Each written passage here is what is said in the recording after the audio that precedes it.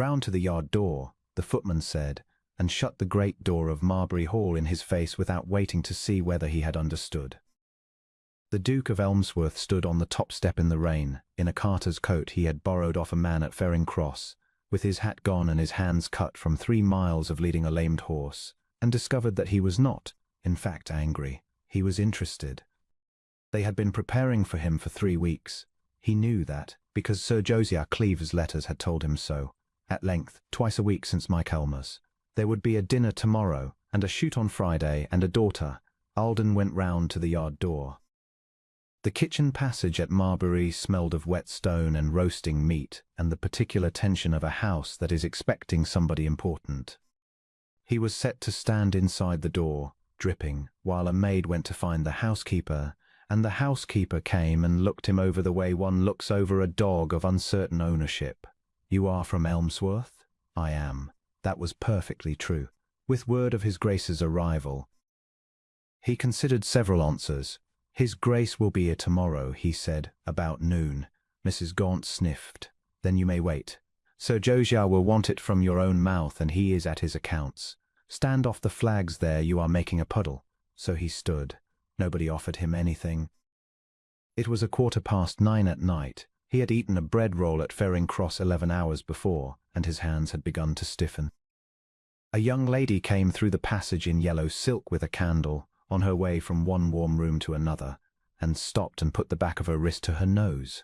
"Gaunt, what is that in the passage?" "A man from Elmsworth, Miss Selina." "Well, he cannot stand there tomorrow.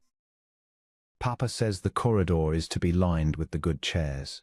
She went by without looking at him again, and her voice came back round the corner, pleased with itself. "Tell it not to touch anything."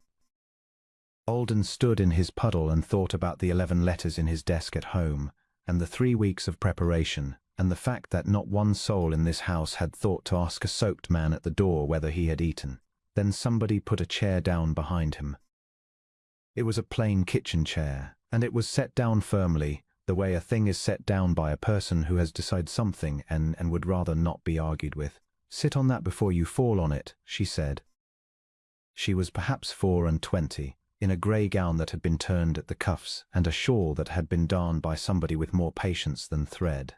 Not a servant. The gown was too good and the hands too clean. Not a daughter of the house either. No daughter of a house is that thin about the shoulders. "Miss, sit down." She went away and came back with a mug of small beer and a plate with bread on it and a piece of cheese the size of a fist, and put them into his hands before he had finished getting to his feet again. "The beer is cold and the bread is yesterday's." "It is what I could get without asking, and asking would have taken 20 minutes and produced nothing." Alden sat down. He was not accustomed to being told to, and he found he did it very readily. "Your hands are cut," she said. The bridle went. "I led him 3 miles. Give me the left one, it is worse."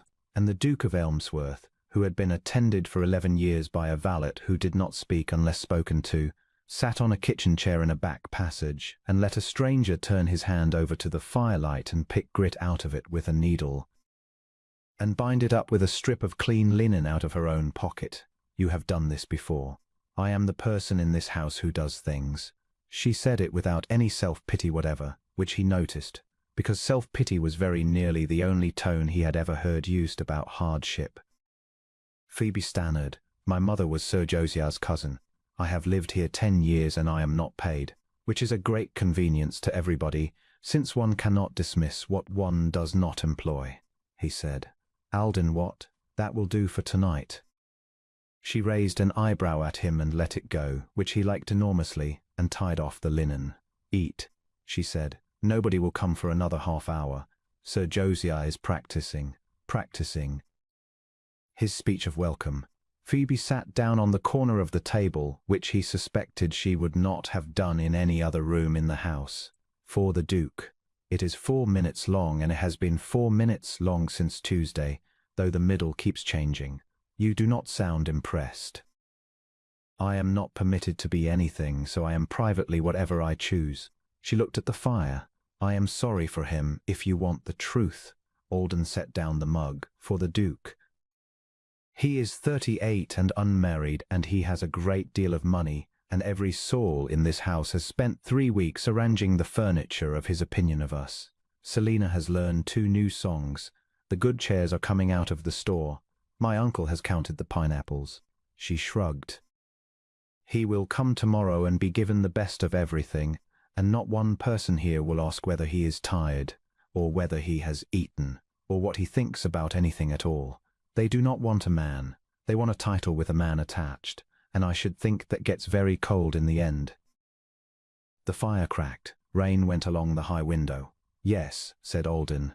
I should think it does. She turned her head and looked at him properly then, and something went between them that he was quite unable to account for and did not, in that moment, wish to. Which was, of course, when the passage door opened and Sir Josiah Cleeve came through it and found his wife's cousin's daughter sitting on the kitchen table, feeding a vagrant at his own fire. It went very fast, the way these things do when a man has been rehearsing a speech all evening and has found somewhere at last to put the feeling. Sir Josiah did not ask a single question. He saw a wet stranger in a carter's coat with his boots by the fire, and a girl who had fed him out of the larder without leave, on the night before the most important day of that house's history, and he began at the top of his voice and did not come down from it. Alden got to his feet. Sir, if you will hear me one moment, you will hold your tongue in my kitchen. Sir Josiah did not even look at him. Gaunt, put it out. And you miss, you have eaten my bread 10 years, and you repay me by opening my house to the road. Your box will be at the door in a quarter of an hour. I will not have you under this roof another night. Uncle, a quarter of an hour. Alden stood in the passage with his hands curling and made, in about 2 seconds, the coldest calculation of his life, that if he named himself now, in this kitchen, before this man, then for the rest of Phoebe Stannard's days every person in the county would say she had been kind to a duke, because she had known. He held his tongue. It cost him more than anything had cost him in years. They were put out of the yard door together at 9:30, into the rain, with her box carried out by a footman who would not meet her eye. She did not cry. She stood in the wet yard and looked back once at a house she had lived in for 10 years, and then she took the handle of her box and said, in a voice that was almost steady, "There is an inn at the bottom of the lane. The bell. It is a mile." Alden took the box out of her hand without asking and carried it a mile in the rain. They did not talk much. Once she said, "You should not have spoken. He would have let you stand by the fire till morning if you had kept quiet," and Alden said, "Then he would have had one thing to his credit," and she laughed, unwillingly, out in the dark. At the bell he called for a private parlour and a fire and a supper, and put money on the table before she could look at it. "I cannot let you. It is not charity. It is the fee for a surgeon and a bed of clean linen, and I have had both off you tonight at no charge whatsoever, which leaves me in your debt by some margin." He set a chair for her at the fire, which was the first time in 10 years anybody had. "Sit down, Miss Stannard. Eat something. You are white as the cloth." She sat down. She ate, and after a while she told him, quite simply, what her 10 years had been: the running of a house she did not own, the nursing of an aunt who had died, the mending, the accounts nobody thanked her for, the offers of marriage she had never received because a girl without a portion is invisible at a county ball. She said it all in the flat, unpitying voice of somebody reciting a road she had walked so often that it no longer had a view. "And tomorrow," said Alden, "there is a coach 11. I have £4 and a character I shall have to write myself, and there is an office in town that places nursery governesses." She turned the mug in her hands. "I shall do very well. People have started with less." He looked at her across the fire and could not, for a moment, trust his voice at all. "Miss Stannard," he said at last, "whatever you hear tomorrow, whatever you find out, and whatever you think of me for it, I want you to remember one thing. You were kind tonight to a man who you were entirely certain could do nothing for you. There is no other kind of proof in this world. Nothing else counts." She frowned at him. "That is a very strange thing to say." "Yes," he agreed, "it is." At noon on the Thursday, the carriage of the Duke of Elmsworth came up the Marbury Avenue with 2 outriders, and the whole household was drawn up on the gravel in the November sun. Sir Josiah in a new coat, Miss Selina in white with her music under her arm, Mrs. Gaunt, the footman, the good chairs standing in the corridor behind them like a guard of honor. The steps came down. Alden got out in a plain dark coat that had cost more than the avenue. Nobody moved for what he judged to be 4 full seconds. So Josiah's face went through a sequence of colors that Alden had never previously seen upon a human being, and Miss Selina's music slid out from under her arm and lay on the gravel, and Mrs. Gaunt made a small sound. "Your Grace," Sir Josiah began. "Your Grace, aye, there has been the most dreadful." "There has been nothing dreadful at all," said Alden. "There has been an entirely accurate account of this household given free, and I am obliged for it." He drew on one glove. "I shall not stay to dinner. I do not think either of us would enjoy it.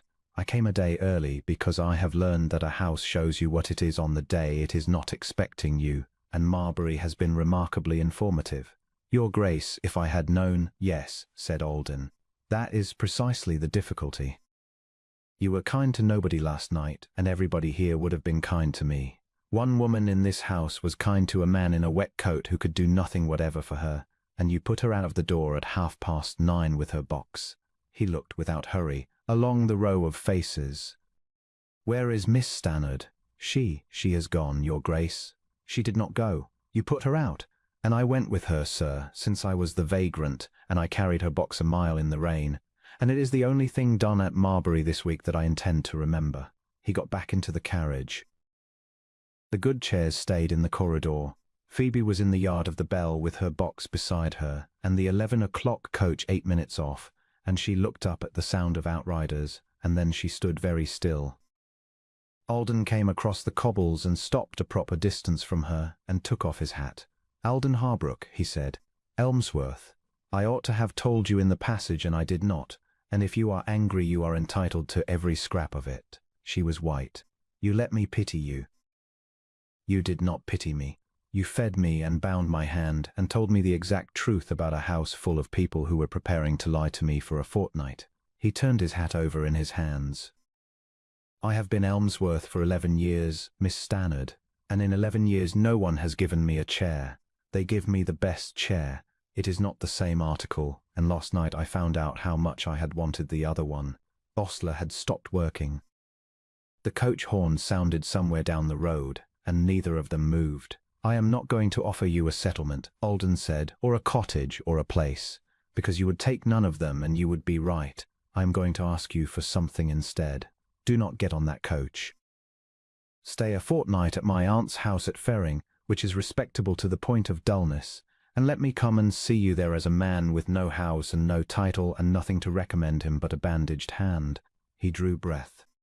"And at the end of it, if you can bear me, I mean to ask you to marry me, and I should like very much to be refused honestly rather than accepted for 4,000 a year." Phoebe Stannard put her hand up to her mouth. Then she put it down again and looked at him steadily, in the way she had looked at him across a kitchen fire when he was nothing at all, and said, "You will have to carry the box again. I am not paying the boy 2 when there is a duke standing idle." Alden laughed out loud in the yard of the Bell, which he had not done in a very long while, and picked up the box. They were married at Ferring in the spring quietly, with his aunt weeping into a very good handkerchief. Sir Josiah Cleeve wrote 9 letters, and the Duchess of Elmsworth answered the 9th kindly and briefly, and sent his daughter a wedding present when she married a clergyman 2 years later, which was more than anybody expected of her, and exactly what everybody who knew her expected of her. And at Elmsworth from that year on there was a standing order in the house, given by the Duke himself and never once relaxed, that any man or woman who comes to any door of it, in any coat, at any hour, is to be brought in out of the weather and given a chair and something hot before a single soul asks them their business.